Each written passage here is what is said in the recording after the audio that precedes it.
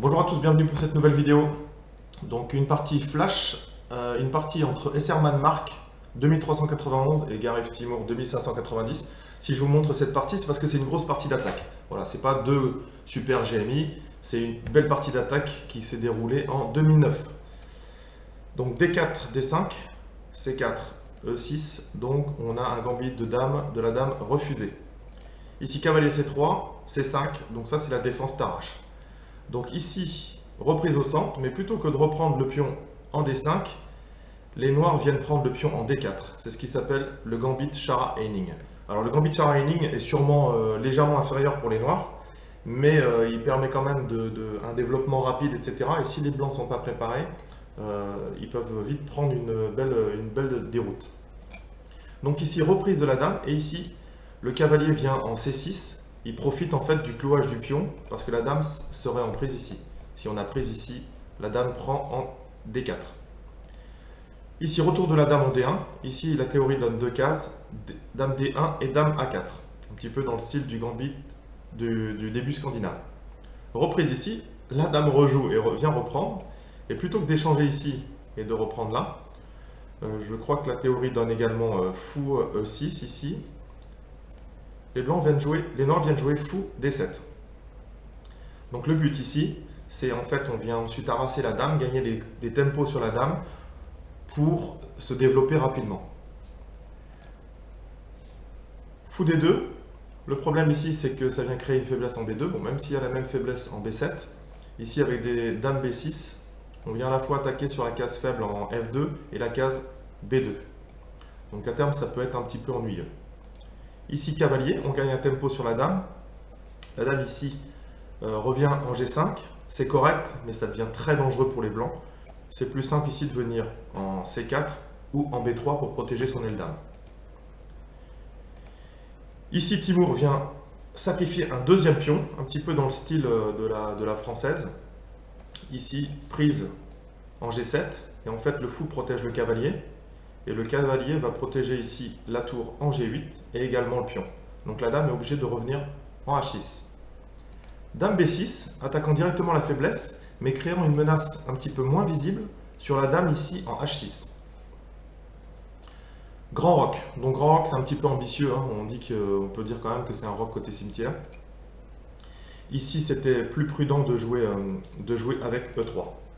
Et la prise du pion ici est dangereuse parce qu'on a exactement la même manœuvre et les blancs viendraient récupérer le pion en B7. Et le roi serait en insécurité au centre ici. D'ailleurs, je ne sais plus qui c'est qui disait ne prenez jamais le pion en B2 même si c'est bon. Donc ici, voilà la suite sur E3, on aurait un harcèlement de la dame ici et puis une avance de développement vraiment énorme pour les noirs, pour les deux pions. Grand roc pour les noirs. Ici, ils avaient également possibilité de jouer tour D8. Voilà. L'important, c'était de mettre cette tour sur cette colonne. Est-ce que le roi est mieux en 8 en C8? Bon, peu importe. Grand roc. Donc là, les blancs essayent de prendre de l'espace au centre, tout en protégeant un peu les faiblesses. Ici, voilà. Donc ici, vous pouvez faire pause et chercher la tactique pour une tactique très difficile à trouver pour les noirs. Donc la tactique ici, ça aurait été, le coup qui a été joué, c'est cavalier E5, hein. On va le voir ensuite. Mais ici, sur dame G6, en fait, la dame a deux cases. Elle peut venir soit en F4, soit en E3. Si elle vient directement en E3, et bien ici sur fou C5, on a ça qui est en prise deux fois. Donc la dame est obligée de jouer et revenir ici, et les noirs auraient gagné une pièce. Et si la dame vient en F4, et bien ici cavalier H5, et bien ici la même chose, dame ici, on aurait gain d'une pièce ici. Donc ici les noirs viennent jouer cavalier E5. Donc l'idée de cavalier E5 ici, c'est de créer une menace sur D3. En effet, si le fou n'était pas là, ici sur cavalier échec, le roi s'il vient soit en C2, soit en B1, on aurait un mat sur B2. Donc ici cavalier H3, en effet, le cavalier ne pouvait pas venir ici sur cette case-là, sinon on avait la menace que je venais de vous dire.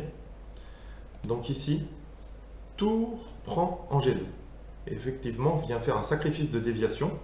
Parce que si on a fou prend ici, eh bien, on a le mat que je vous ai dit juste avant.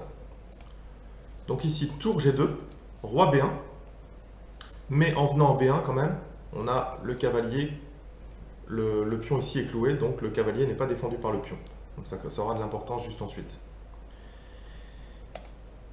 Ici, les noirs ont joué cavalier, prend, sacrifice du pion en E4. Et maintenant ici, on avait deux défenses qui étaient difficiles. Dans la partie, qu'est-ce qui s'est joué? Fou prend G2. Mais s'ils avaient pris en E4 ici, eh bien on aurait tour prend, et à vous de trouver le bon coup pour les noirs ici. Donc si vous avez vu tour prend ici, mais en fait ça défend par la dame.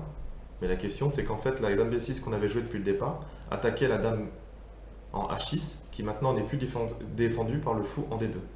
Donc ici on a tout simplement échec en A2 et qui gagne la dame. Et bien on a exactement le même thème sur fou G2. Sur fou G2, vous pouvez faire pause, essayer de trouver la combinaison.